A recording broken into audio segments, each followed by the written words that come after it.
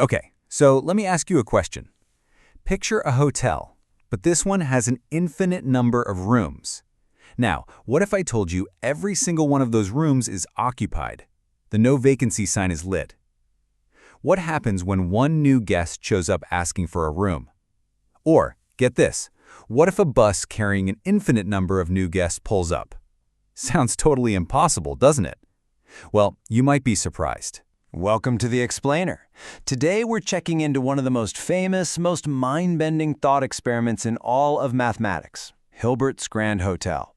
It's a paradox that really forces us to throw our gut feelings out the window and ask what words like full and infinity actually mean. So let's grab our keys, shall we?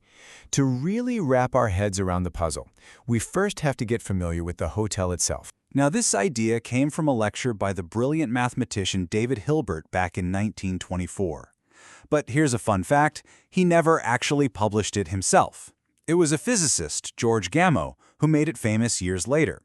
And Hilbert never intended for this to be a blueprint for real building, you know? It was a mental playground designed specifically to explore the weird, counterintuitive nature of infinite sets. Okay, so back to our first problem, making room for that one new guest. The solution is just so clever. The manager gets on the hotel-wide intercom and makes a simple request. He asks every guest to please move from their current room, let's call it room N, to the next room over, room N plus 1. So the person in room 1 shuffles over to room 2, the person in room 2 moves to 3, and on and on and on down this infinite hallway. And just like that, poof, room 1 is now empty, and our new guest has a place to stay. The hotel is still completely full, but it made space. Wild, right? All right, hold on to your hats, because this is where it gets really strange. What happens when that bus carrying an infinite number of new people arrives? Well, this manager is a genius. This time, he asks every current guest to move from their room N to room 2N. So the guest in room 1 moves to room 2. The guest in room 2 moves to room 4, room 3 to 6, and so on. Now here's the magic. Suddenly, every single odd-numbered room, 1, 3, 5, 7, all the way out to infinity, is now totally empty. An infinite number of rooms are suddenly free for an infinite number of new guests. I know. This feels like it should break some fundamental law of the universe. But as the great philosopher Bertrand Russell put it, our brains are the problem here. We're not dealing with the familiar, cozy rules of finite numbers anymore. The kind of math we learned in elementary school just doesn't apply.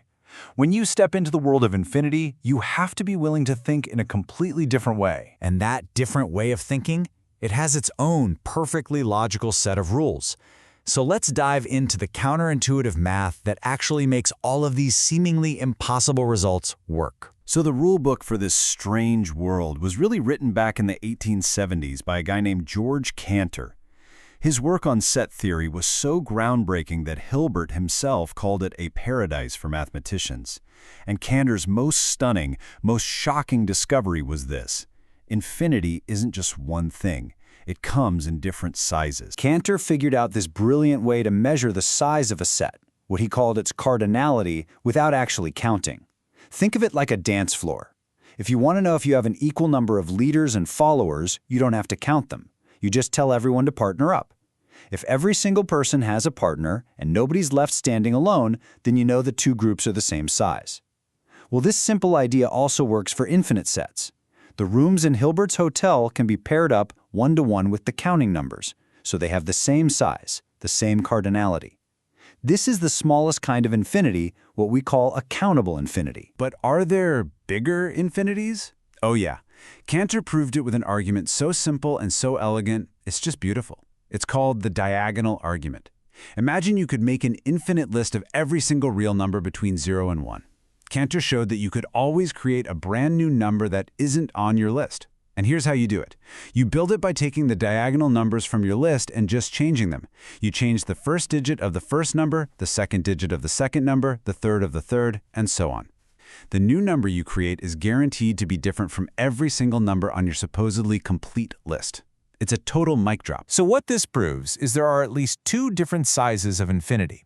You've got the countable infinity of the natural numbers, that's our hotel rooms, which we call Aleph naught. And then you have the much bigger, uncountable infinity of all the real numbers, like every single point on a line. There's just no way to pair them all up. Okay, so the math works, it's consistent, but that brings us to this huge philosophical fork in the road. Is Hilbert's Hotel a beautiful example of pure logic, or is it actually a big, flashing warning sign that tells us real physical infinities are just plain absurd? On one side, you've got Hilbert himself. For him, the infinite was just a powerful idea, a concept that's incredibly useful inside the world of math, but not something you'd ever actually bump into in the real world. But on the other side, you have philosophers like William Lane Craig who argue the exact opposite. They look at the hotel paradox and say, see, this is the perfect reason why a real physical infinite can't possibly exist. Because if it did, you'd get these bizarre, nonsensical situations. For Craig and others who follow this ideal of causal finitism, which basically says you can't have an infinite chain of causes and effects in the real world, the hotel isn't just a fun puzzle. Nope, it's Exhibit A in their case against a physically infinite universe.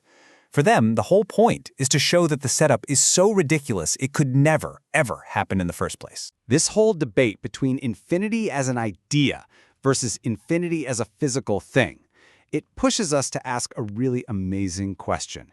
Could we ever find anything that even looks like Hilbert's Hotel in our actual universe? And hey, remember George Gamow, the physicist who made the hotel famous? He wasn't just telling a cool story to his students. He was using it as a powerful metaphor to help people get their heads around his own model of the cosmos, a universe that was spatially infinite and constantly expanding.